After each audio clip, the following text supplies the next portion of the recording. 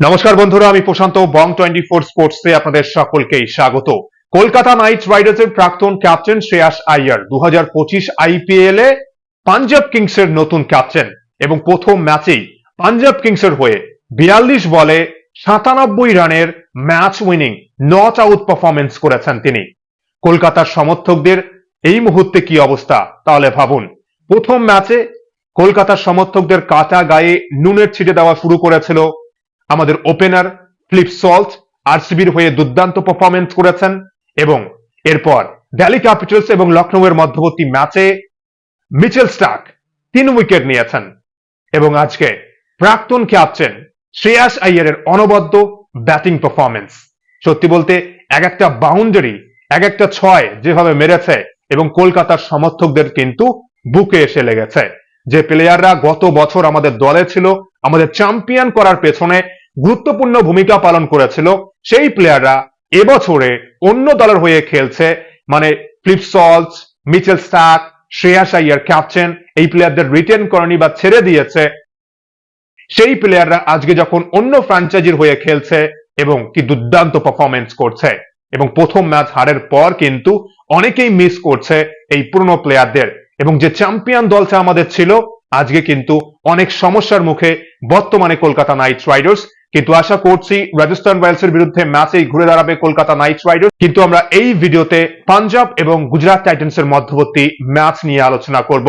Gujarat Titans এবং পাঞ্জাবের মধ্যবর্তী এই ম্যাচ নরেন্দ্র মোদী ক্রিকেট স্টেডিয়ামে ক্যাপ্টেন গিল টসে জিতে বোলিং করার সিদ্ধান্ত নিয়েছে এবং পাঞ্জাব কিংস প্রথমে এই ম্যাচে ব্যাটিং করেছে এবং 243 রান করেছে 5 উইকেটের বিনিময়ে।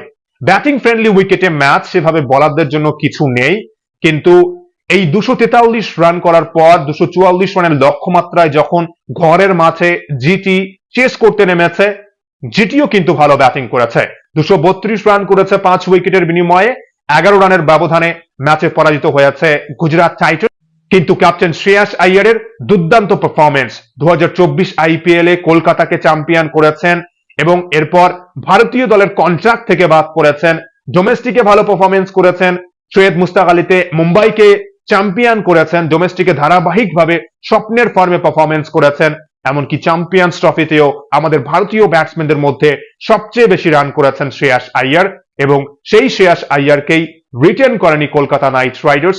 চ্যাম্পিয়ন ব্যাটসম্যান, চ্যাম্পিয়ন ক্যাপ্টেন, ভালো ক্যাপ্টেন্সিও করেছে আজকের এই ম্যাচে, যেখানে একটা সময় মনে হচ্ছিল যে ব্যাক টু ব্যাক দুটো ম্যাচে হয়তো 200-র অধিক রান চেস হয়ে যাবে, কিন্তু ভালো ক্যাপ্টেন্সি এবং শেষ মুহূর্তে ভালো বোলিং, আলোচনা করছি সেই প্রসঙ্গে।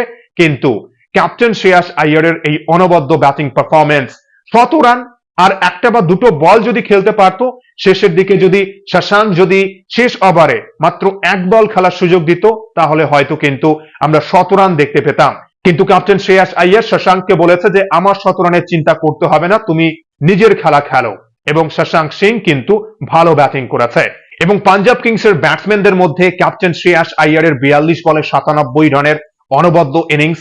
ম্যাক্সওয়েল আবারও ফিরেছে কিন্তু পাঞ্জাব কিংসের জার্সিতে এবং এই ম্যাচেও তিনি 0 রান করে আউট হয়েছেন, কিন্তু স্টোয়নিস গুরুত্বপূর্ণ 20 রান করেছে এবং পাঞ্জাব কিংসের ফিনিশার শশাঙ্ক সিং 16 বলে 44 রানের নট আউট ইনিংস খেলেছে এবং এই ম্যাচে 20 ওভারে 243 রান করেছে 5 উইকেটের বিনিময়ে পাঞ্জাব। পাঞ্জাব কিংসের দলে কিন্তু আরো একজন ফিনিশার রয়েছে, শ্রেয়ান শেঠগে। আজকের ম্যাচে ব্যাটিং করার সুযোগ পাননি, কিন্তু যেদিন সুযোগ পাবেন মনে রাখবেন নামটা, শ্রেয়ান শেঠগে দুর্দান্ত ব্যাটিং করতে পারে, বিস্ফোরক মেজাজে ব্যাটিং করতে পারে এবং পাঞ্জাব কিংসের ব্যাটিং অর্ডার কিন্তু যথেষ্ট শক্তিশালী 2025 আইপিএল এ এবং চ্যাম্পিয়ন ক্যাপ্টেন শ্রেয়াস আইয়ারকে দলে নিয়েছে এবং শ্রেয়াস আইয়ার কিন্তু নিজের সেরাটা দিয়ে পারফরমেন্স করবে এবং প্রথম ম্যাচেই তিনি যেভাবে পারফরমেন্স করেছেন এবং যেভাবে একের পর এক 4-6 মেরেছেন, 230-এর স্ট্রাইক রেটে ব্যাটিং করেছেন এবং এক একটা বাউন্ডারি কিন্তু কলকাতার সমর্থকদের বুকে এসে লেগেছে। Kolkata night Riders star player তৈরি করে, আমরা আবারও স্টার প্লেয়ার তৈরি করব, কিন্তু প্রথম ম্যাচ হারের পর কিছু প্রশ্ন চিহ্ন তো রয়েছেই, তাই দ্বিতীয় ম্যাচে কিন্তু কামব্যাক করতেই হবে রাজস্থান রয়্যালসের বিরুদ্ধে। এবং গুজরাট টাইটান্স নিজেদের ঘরের মাঠে 244 রানের লক্ষ্যমাত্রায় ব্যাটিং করতে নেমে এবার কিন্তু নতুন এক ওপেনিং জুটি গুজরাট টাইটান্সের, সাই সুদর্শন এবং শুভমান গিল। ক্যাপ্টেন গিল 14 বলে 33 রানের বিস্ফোরক ইনিংস খেলেছেন এবং সাই সুদর্শন ভারতীয় ক্রিকেটের ভবিষ্যৎ। 41 বলে 74 রান করেছেন। জস বাটলারও কিন্তু ভালো ব্যাটিং করেছে এই ম্যাচে। জস বাটলার 54 রান করেছে। মার্কো জ্যানসন আউট করেছে জস বাটলারকে, কিন্তু ফিনিশিং রাদারফোর্ড এই ম্যাচে 28 বলে 46 রান করেছে। আমরা যদি এই রান চেস দেখি, বোলারদের জন্য কিন্তু কিছু সাহায্য নেই পিছে। ব্যাটিং ফ্রেন্ডলি উইকেট এবং প্রথম 13-14 ওভারে কিন্তু 150-এর মতো রান করেছে, যেখানে মনে হচ্ছিল যে ব্যাক টু ব্যাক দুটো ম্যাচে আমরা 200-র অধিক রান চেস দেখতে চলেছে। কিন্তু এরপর ম্যাচে কামব্যাক করেছে কিন্তু পাঞ্জাব কিংস। বিজয় কুমার ভালো বোলিং করেছে। 3 ওভার বোলিং করেছেন, 28 রান দিয়ে 0 উইকেট, 2-3টে ওয়াইড করেছেন। নিজের প্ল্যান যে ছিল এবং 1 ওভারে 2-3 রান দিয়েছেন এবং দুর্দান্ত বোলিং করেছেন কিন্তু বিজয় কুমার। এছাড়াও আর্শদীপ সিং এর গুরুত্বপূর্ণ বোলিং, 2 উইকেট নিয়েছেন আর্শদীপ সিং। কিন্তু এই ম্যাচে কিন্তু প্রশংসা করতে হবে বিজয় কুমারের বোলিং পারফরম্যান্সের। 13-14 ওভারের পর ম্যাচে কামব্যাক করেছে পাঞ্জাব কিংস এবং সেখানে প্রায় 18-20 বল বাউন্ডারি মারতে পারেনি কিন্তু গুজরাট টাইটান্স। কিন্তু ম্যাচে কামব্যাক করতে শুরু করেছে পাঞ্জাব কিংস এবং শেষের দিকে বলাররা যথেষ্ট ভালো বোলিং করেছে এবং এই রান ডিফেন্ড করতে পেরেছে এবং 11 রানের ব্যবধানে শেষ পর্যন্ত এই ম্যাচে জয়লাভ করেছে শ্রেয়াস আইয়ারের পাঞ্জাব কিংস। এবং আশা করছি যে 2025 আইপিএল এ পাঞ্জাব কিংস শ্রেয়াস আইয়ারের নেতৃত্বে ভালো পারফরমেন্স করতে পারবে। যথেষ্ট ব্যালেন্স দল, ব্যাটিং অর্ডার শক্তিশালী, অলরাউন্ডার ক্রিকেটাররাও ভালো, দুর্দান্ত ফিনিশার রয়েছে পাঞ্জাবের কাছে এবং বোলিং ডিপার্টমেন্টও কিন্তু যথেষ্ট ব্যালেন্স দল। আজকে চাহাল ভালো পারফরমেন্স করতে পারেননি, কিন্তু বোলারদের জন্য উইকেটে সেভাবে কিছু নেই। আইপিএল এ 2025 আইপিএল এ আমরা কিন্তু 250-এর অধিক রানও চেস দেখতে পারবো এবং 300 রানের টার্গেট যে নিয়ে রেখেছে সানরাইজার্স হায়দ্রাবাদ, আমরা কিন্তু 300 রানও দেখতে পারবো। যে কোনো দল 300 রান করছে, কেননা প্রত্যেক দলের ব্যাটিং ডিপার্টমেন্ট কিন্তু শক্তিশালী এবং যেভাবে ব্যাটিং ফ্রেন্ডলি উইকেটে ফ্ল্যাট ট্র্যাকে রোড পিচে ম্যাচ হচ্ছে, 250 রান বা 300 রান কিন্তু কোনো ব্যাপারই না যে কোনো দলের জন্য। কলকাতার সমর্থকরা কিন্তু অবশ্যই সবাই ভাবছে যে যদি আমাদের দলে সল্ট, মিচেল স্টার্ক বা শ্রেয়াস আইয়ারের মতো ব্যাটসম্যান এবছরও খেলতো তাহলে হয়তো ভালো হতো, কিন্তু কিছু করার নেই।